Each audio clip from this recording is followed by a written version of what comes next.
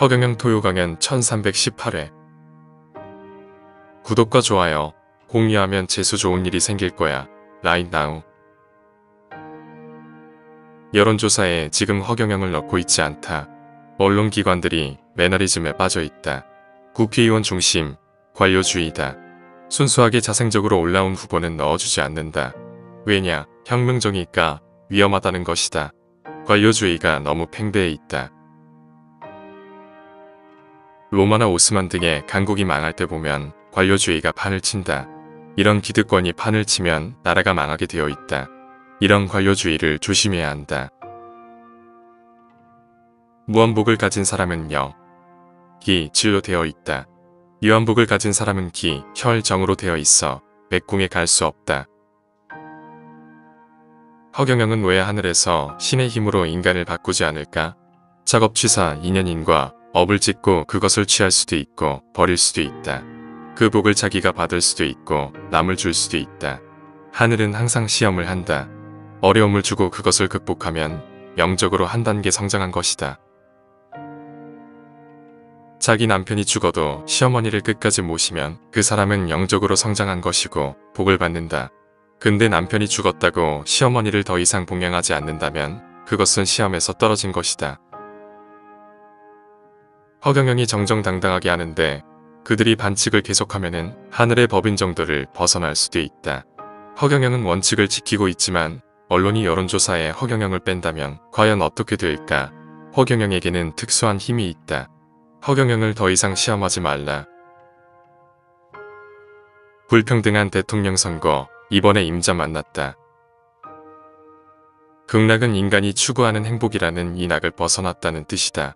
인간의 낙은 다 있고 그 이상의 세상으로 가는 것이다. 인간이 추구하는 낙은 전부 범죄다. 그 낙에 매이지 않고 그것을 이겼다는 뜻이다. 그 세계가 백궁이다.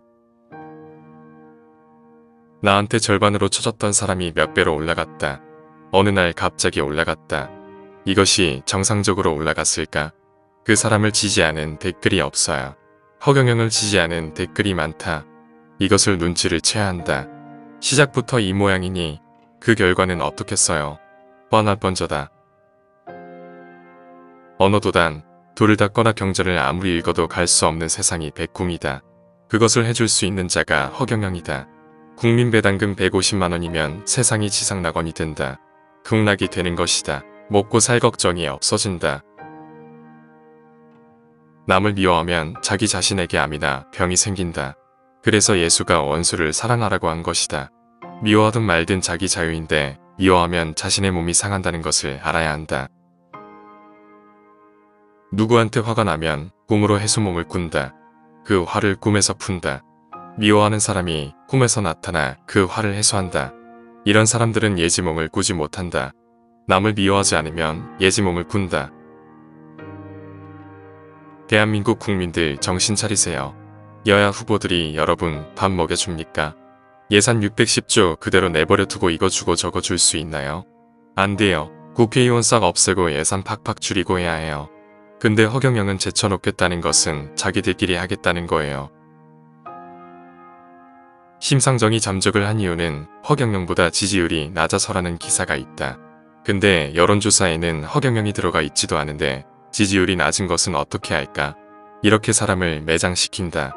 거기다 안철수가 갑자기 몇 배의 지지율 상승을 했는데 이것은 이상하다. 허경영은 매월 국민배당금 150만원을 줌으로써 부모가 자식한테 손 벌리지 않도록 할 것이다. 노인수당도 70만원이 추가로 나온다. 나이든 부모가 자식한테 손 벌리기 얼마나 미안하고 비참합니까? 허경영은 이런 꼴 못 봅니다.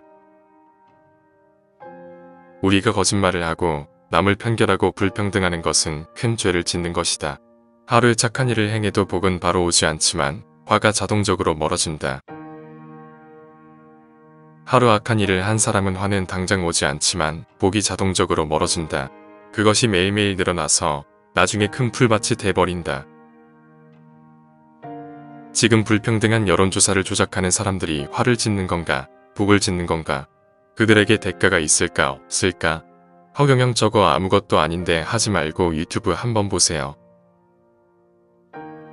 허경영은 어릴 때부터 유혹에 휘둘리지 않았다.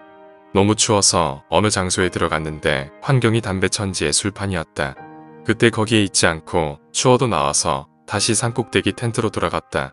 그렇게 담배 술과 가까워지지 않았다. 항상 정도를 지켰다. 허경영은 대통령 선거에도 여야 후보에게 뭐라 하지 않았다. 왜 부인을 가지고 뭐라고 하냐. 그것은 비열하고 악을 짓는 것이다. 가정을 파괴시키는 것이다. 이거는 무슨 대통령 되려고 하는 건지 영부인 뽑는 전쟁을 하는 건지 모르겠다. 허경영은 여야 후보 이야기하지 않고 여론조사에 허경영 좀 넣어달라는 말만 한다. 불공정한 여론조사 그만하고 허경영도 넣어달라는 것이다. 부인이 남편을 위해서 도둑질을 해서라도 남편을 내조해서 큰 인물로 키웠다면 그것은 성공한 사람이다. 나는 그것을 따지지 않는다. 부인의 남편에 대한 사랑이 대단한 거지.